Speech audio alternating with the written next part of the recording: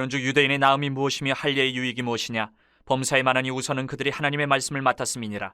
어떤 자들이 믿지 아니하였으면 어찌하리요? 그 믿지 아니함이 하나님의 믿부심을 패하겠느냐? 그럴 수 없느니라. 사람은 다 거짓되되 오직 하나님은 참되시다 할지어다. 기록된 바 주께서 주의 말씀에 의롭다 함을 얻으시고 판단받으실 때에 이기려 하심이라 함과 같으니라. 그러나 우리 불의가 하나님의 의를 드러나게 하면 무슨 말 하리요? 내가 사람의 말하는 대로 말하노니 진노를 내리시는 하나님이 불의하시냐? 결코 그렇지 아니하니라. 만일 그러하면 하나님께서 어찌 세상을 심판하시리요? 그러나 나의 거짓말로 하나님의 참되심이 더 풍성하여 그의 영광이 되었다면 어찌 내가 죄인처럼 심판을 받으리요? 또는 그러면 선을 이루기 위하여 악을 행하자 하지 않겠느냐? 어떤 이들이 이렇게 비방하여 우리가 이런 말을 한다고 하니 그들은 정죄받는 것이 마땅하니라. 그러면 어떠하냐? 우리는 나으냐? 결코 아니라. 유대인이나 헬라인이나 다 죄 아래에 있다고 우리가 이미 선언하였느니라. 기록된 바 의인은 없나니 하나도 없으며 깨닫는 자도 없고 하나님을 찾는 자도 없고 다 치우쳐 함께 무익하게 되고 선을 행하는 자는 없나니 하나도 없도다. 그들의 목구멍은 열린 무덤이요 그 혀로는 속임을 일삼으며 그 입술에는 독사의 독이 있고 그 입에는 저주와 악독이 가득하고 그 발은 피 흘리는 데 빠른지라. 파멸과 고생이 그 길에 있어 평강의 길을 알지 못하였고 그들의 눈앞에 하나님을 두려워함이 없느니라 함과 같으니라. 우리가 알거니와 물은 율법이 말하는 바는 율법 아래에 있는 자들에게 말하는 것이니 이는 모든 입을 막고 온 세상으로 하나님의 심판 아래에 있게 하려 함이라. 그러므로 율법의 행위로 그의 앞에 의롭다 하심을 얻을 육체가 없나니 율법으로는 죄를 깨달음이니라. 하나님의 율법은 선한 것입니다. 하지만 불완전합니다. 율법 자체가 불완전하다는 말은 아닙니다. 하나님이 주신 율법은 완전해서 우리에게 하나님의 뜻을 정말 제대로 온전하게 알려줍니다. 하지만 우리가 그 율법을 우리 인간이 완벽하게 다 이루어낼 수 없기 때문에 불완전하다라고 말하는 거예요. 그래서 오늘 본문은 사도 바울이 이 율법에 대해서 우리에게 설명을 해주고 있는 부분입니다. 먼저 등장하는 유대인들이 있습니다. 유대인들은 정말 특별한 사람들이에요, 이 땅에서. 왜냐하면 이 세상에서 유일하게 하나님을 알고 하나님의 말씀, 율법을 직접 받은 사람들이 유대인들이에요. 이런 민족은 이 세상에 유대인밖에 없어요. 이스라엘 사람들밖에 없어요. 그거는 우리가 인정을 해야 돼요. 그래서 특별해요. 하지만 그들이 그 직접 하나님께로 받은 그 율법의 말씀을 온전히 따르는 데는 실패를 했어요. 왜? 구약부터 지금까지 흘러오는 역사를 살펴보면 이 하나님께 직접 그들이 받은 율법의 그 말씀을 곡해를 했어요. 자기 나름대로 막 해석을 해갖고 이랬다 저랬다. 말씀이 이상하게 변질이 된 거예요. 실패를 했어요. 이런 유대인들의 우리 실패, 말씀을 지키고 행하는 데 실패한 모습들을 보면서 오늘 바울이 그런 얘기를 해요. 율법에 관한 얘기를 하면서 우리 신앙의 모습은 어떤가 한번 이렇게 살펴볼 필요가 있습니다. 금방 말씀드린 것처럼 2절에 보니까 유대인들은 하나님의 말씀을 받고 딱 맡았습니다. 하나님의 말씀을 자기들이 직접 받았고 듣고 기록도 하고 교육도 하고 배우고 행하고 이렇게 살아가면서 세상을 향해서 하나님의 뜻을 이 말씀을 통해서 하나님의 뜻을 실현하는 개인으로 또 공동체로 부름을 받은 거예요. 하나님 말씀을 맡았다라는 것은. 오늘날 우리도 비교하자면 마찬가지입니다. 우리가 예수님의 말씀을 받고 예수님을 믿음으로 우리가 누리는 유익은 정말 많습니다. 구원도 받았고 복과 은혜, 하늘의 복과 은혜를 누리게 되고 환난 가운데서도 하나님의 보호를 받고 이런 유익이 있어요. 그 중에 가장 큰 유익은 뭐냐? 길을 알게 됐다. 길을. 유대인에게는 율법이라는 명확한 기준이 주어진 것처럼 우리에게는 성경이라는 명확한 삶의 기준이 주어졌어요. 그래서 이 말씀을 붙들고 성경 말씀을 따라가면 성령님께서 그 말씀을 통해서 우리를 천국으로 가는 길, 올바른 길로 인도를 해주시는 이게 가장 큰 유익이라는 거예요. 말씀 받은 자의 가장 큰 유익. 그런데 모든 유대인이 하나님의 율법을 받고 모든 유대인들이 다 율법대로 살았느냐? 그렇지 않다라는 거죠. 예수님의 말씀을 직접 듣고도 유대인들 대부분이 예수님을 대적해서 결국은 예수님을 죽이는 자리로 내몰았던 것처럼 오늘날도 우리가 살아가는 이 현대에도 예수님의 복음의 초청을 받았음에도 불구하고 믿지 않는 사람이 더 많다. 그것은 하나님을 거부한 사람들의 그 잘못된 선택, 잘못이지 하나님의 선하심이 부족해서 그런 건 아니다라는 거죠. 뭔가 복음이 부족해서 사람들이 안 믿는 거 아니냐. 그게 아니고 믿지 않는 사람들, 그것을 거부하는 사람들의 잘못이다. 그러다 보니까 우리의 그런 말씀을 거부하고 하나님을 대적하는 우리의 불의함 때문에 하나님의 의로우심이 더 드러나는 거예요. 쉽게 비교하자면 이건 거죠. 촛불이 하나 딱 켜졌습니다. 밝은 데서는 그렇게 촛불이 밝은지 안 밝은지 표시가 안 나요. 어디로 가면 밝은 게 표시가 확 납니까? 어두운 곳으로 들어가면. 똑같아요.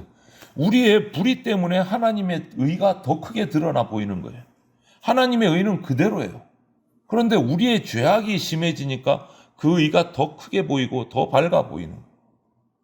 하나님은 불의를 용납하실 수가 없습니다. 결국은 죄인을 심판하시는 분이세요. 오늘 6절에도 나와 있어요.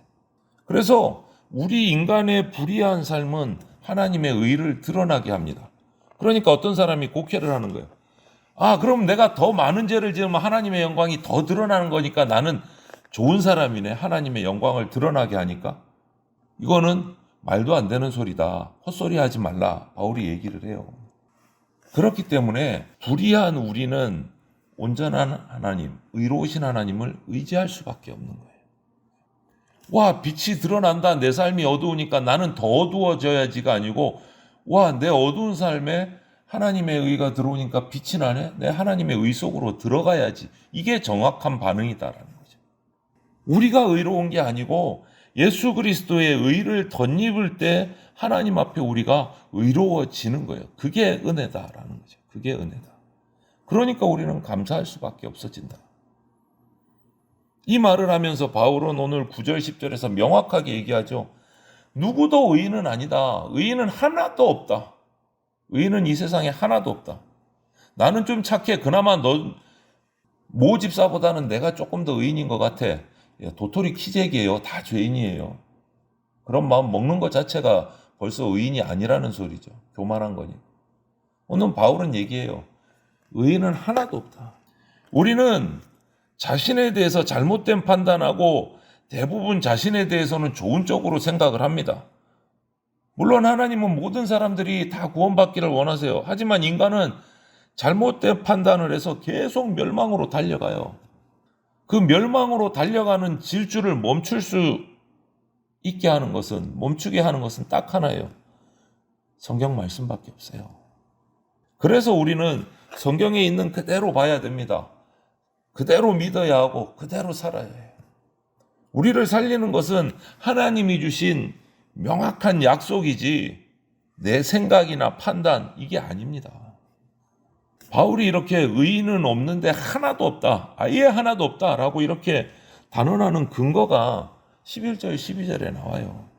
누구도 진리를 깨닫지 못하고 진리이신 하나님을 찾지도 않습니다. 자기가 진리라고 생각하는 것, 내게 유익이 되는 것, 나에게 뭔가 든든하게 득이 되는 것, 이런 것만 생각하면서 따라가는 삶을 살아가고 있어요. 이게 바로 우상이잖아요. 진리가 아닌데 진리인 것처럼 사람들을 다스리고 있는 그것에 빠져 있기 때문에 우리는 의인은 하나도 없는 거예요. 물론 좋은 게 좋은 겁니다. 하지만 좋은 것이 다 진리가 된다? 아니요, 그렇지는 않습니다. 아무리 좋은 것이라고 해도 결코 하나님의 자리를 내어주지 말아야 돼요. 아무리 좋아도. 이렇게 진리 없이 하나님 없이 살아가는 사람들의 삶은 오늘 13절부터 16절을 보니까 무익하고 악독하고 파멸과 고생이 끊이지 않는 삶이다라고 표현을 해요. 진리 없이 하나님 없이 살아가는 삶의 모습. 하나님 없는 사람의 우리의 삶에는요, 만족이 없습니다. 평안도 없습니다. 이렇게 만족이 없고 평안이 없고 항상 근심 걱정이 오면 빨리 생각을 하고 빨리 어둠 속에서 벗어나서 빛이 되시는, 의가 되시는, 평강을 주시는 하나님께 빨리 나와야 되는데 그게 정상이잖아요. 그런데 우리 인간이라는 존재가 그런 모습이 참 적어요. 이거 어떻게 생각해야 될까요? 앞뒤가 안 맞잖아요. 아니, 어둠 속에서 어둠이 묻고 고통과 근심 속에 있으면 빨리 밝은 빛으로 나와야 되는데 계속 어둠 속으로 더 깊이 들어가요. 이게 어떻게 설명을 해야 될까? 답은 하나밖에 없어요. 예레미야서 8장 5절에는 이렇게 표현해요. 무지하고 고집스럽기 때문에 그렇다. 우리 인간이 무지하고 고집스러워서 어둠 속에 있으면서도 빛으로 나오지 않는다. 멸망이 눈에 보이는데 멸망으로 지금 막 달려가고 있는데 하나님께로 돌아오기를 거부한다. 거짓과 무지와 고집스러운 이 굳은 마음을 우리 속에서 뜯어내 버려야 됩니다, 여러분. 성령님은 그런 굳은 마음 속에 역사하실 수가 없어요. 우리 마음이 부드러운 마음이 돼야 돼요. 고집도 버리고 거짓도 내려놓고 무지함도 내려놓고 하나님 말씀 그대로 그냥 말씀 속으로 들어가야 돼요. 그때 성령님이 임하십니다. 그때 성령님이 우리를 붙들고 움직이실 수가 있어요. 율법은 하나님이 주신 것이고 좋은 것이지만 우리를 구원하지는 못합니다. 명확히 아셔야 됩니다. 율법은 우리를 구원하지 못합니다. 도리어 하나님의 심판 아래 있게 만드는 것이 율법이다 라고 오늘 19절에 바울사도는 얘기해요. 물론 우리는 율법을 통해서 할 수 있는 것은 뭐냐? 하나님을 더 깊이 알게 돼요. 하지만 율법의 목적, 용도는 거기까지. 하나님을 더 깊이 아는 거, 죄를 더 깊이 깨닫는 거, 거기까지가 율법이 하는 용도예요. 목적이에요. 우리는 율법이 아닌 예수 그리스도 안에 있는 생명의 성령의 법 아래 있을 때 구원받아요. 그래서 우리는 이 생명의 성령의 법 아래 붙들림 받을 때 멸망도 심판도 두렵지 않는 겁니다. 평안하게 자유롭게 성령님과 동행할 수 있게 되는 겁니다. 오늘 바울은 본문의 마지막에 율법의 기능을 한 문장으로 요약을 합니다. 율법은 죄를 깨닫게 해준다. 율법은 죄를 깨닫게 해준다. 우리 이거 꼭 기억하셔야 돼요. 율법은 죄를 깨닫게 해준다. 하나님을 향해 완벽한 순종을 요구합니다. 율법은. 그리고 순종이 뭔지 알려줘요. 그런데 우리는 율법을 만나면 순종해야 되는구나. 이게 내 죄구나 깨달아요. 그런데 거기까지 그 율법 붙들고는 하나님을 완전하게 섬길 수가 없어요. 이게 죄구나. 그래서 순종해야 되는구나. 거기까지. 근데 순종을 하려고 나니까 율법 갖고는 순종이 안 돼. 하나님의 말씀을 지킬 수가 없어요. 그냥 나는 죄인인 거예요. 그 다음에 뭐가 필요할까요? 율법을 만나서 죄인인 것 깨달았습니다. 순종해야 되는 것 깨달았습니다. 그런데 순종을 못해요. 그 다음에 우리가 뭐를 깨달아요? 뭔가 더 필요하구나. 그게 뭘까요? 예수 그리스도의 복음, 예수 그리스도의 십자가. 이게 필요한 거. 그런데 율법 받은 사람들 중에 무서운 사람들이 있습니다. 죄를 깨닫고 순종해야 되는 거 깨달았으면 예수님께로 복음으로 나가야 되는데, 은혜로 나가야 되는데 엉뚱한 짓을 하는 무서운 사람들이 있어요. 그게 누구냐? 율법을 가지고 다른 사람을 막 손가락질 정죄하는 사람들이 있어요. 다른 사람을 정죄하고 판단하는 도구로 사용하고 무기로 사용하는 사람들이 있어요. 율법을 받고 완전히 엉뚱한 대로 방향을 잘못 잡은 거예요. 이거는 율법을 무기로 사용하는 거예요. 다른 사람 공격하는 무기로. 너 죄인이야, 너도 죄인이야, 너 이거 잘못했지, 저거 잘못했지. 자기는 안 돌아봐. 율법을 받아가지고 남 공격하는 데 사용하는 거예요. 우리도 그럴 수 있다라는 거예요. 우리도 하나님의 복음을 받았는데 그 복음의 말씀을 가지고 성경을 들고 다른 사람 지적질하는 데 사용하고 자기는 안 돌볼 수가 있다라는 거예요. 정말 무서운 현상이에요. 여러분, 율법의 기능은 금방 사도 바울이 말해준 것처럼 죄를 깨닫게 해줍니다. 내가 죄인이구나. 이거 깨닫게 해주는 게 율법이에요. 그러면은 그걸 깨달았으면 그 동시에 빨리 깨달아야 되는 게 있어요. 나는 죄인이구나. 그걸로 끝나면 안 되고, 그러니까 나는 뭐가 필요하구나? 예수 그리스도의 십자가 은혜가 필요하구나. 이거를 깨달아야 돼요. 하나님 앞에 겸손하게 하나님의 뜻을 구하고 찾는 성도가 되시기를 소망합니다. 많은 사람들이 엉뚱한 쪽으로 나가요. 안타깝게. 여러분, 우리가 많은 은혜를 받았다면 많은 열매를 맺어야 돼요. 큰 구원의 은혜를 받았기 때문에 우리는 이 큰 구원의 은혜에 합당한 삶을 살아야 돼요. 신앙을 내 기준으로 판단하고 잘나고 재단해서는 안 된다는 거예요. 우리 생각, 판단, 상황으로 말씀을 읽는 순간 우리는 결국 하나님 앞에서 막 변명만 하는 삶이 돼버려요. 신앙을 우리 생각으로 판단하지 마십시오. 말씀 앞에서 내가 죄인인 걸 깨달았다면 그 다음 한 걸음 더 나가세요.